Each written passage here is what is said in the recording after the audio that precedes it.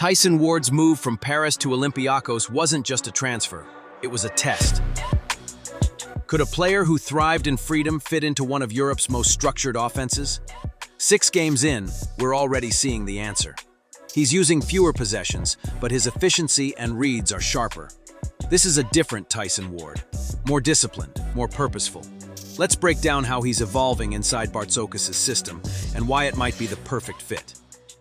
The spot-up remains the foundation of Ward's offensive profile, accounting for nearly 40% of his total possessions, primarily from weak-side spacing. What stands out this season is the refinement of his shot diet. As a jump shooter, he's producing 1.3 points per attempt, a significant increase from one last year. The improvement isn't just in efficiency. It's in the nature of his attempts. 73% of his jump shots now come from uncontested catch-and-shoot situations, up from 54% a season ago. That reflects the structural difference between Paris and Olympiacos. Within Bartzokas' system, which emphasizes ball reversals, interior spacing, and off-ball flow, Ward benefits from a higher volume of rhythm looks generated by secondary actions and closeout rotations. This is another indication of Olympiacos' offense, a system that consistently puts players in position to take open, high-quality shots. Ward is giving back to that system with his on-ball creation, making reads, connecting actions, and helping teammates find the same advantages he benefits from. It's a very good match for both the team and the player.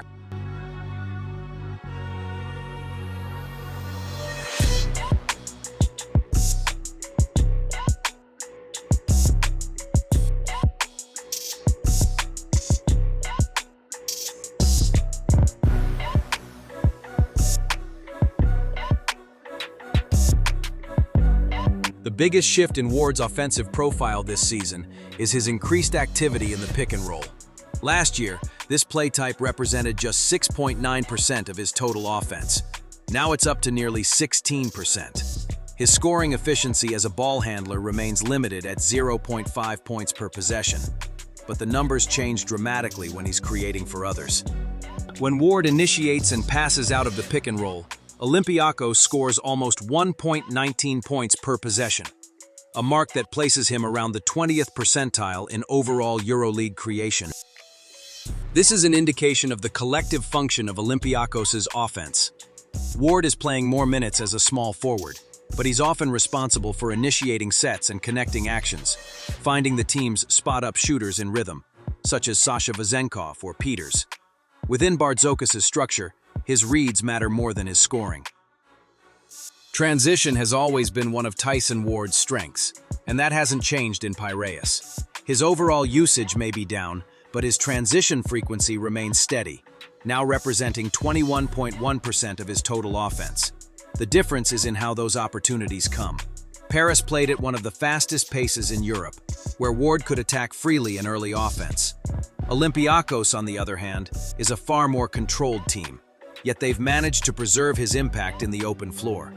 Most of his transition chances come from defensive rebounds or outlet sequences, where he can push immediately and force early cross matches. He still needs to improve his ability to put pressure on the rim. So far, he hasn't recorded a single dunk this season. Adding that vertical threat would raise his overall efficiency and stretch defenses even more. And within Olympiacos' motion offense, there will be plenty of off-ball actions, back cuts, off-screen reads, and baseline exchanges that can help him find those lanes without relying on isolation. If he combines that with his improved shooting and on-ball creation, he becomes a complete fit for Bartzokas' system. Tyson Ward's move to Olympiacos isn't about numbers, it's about adaptation.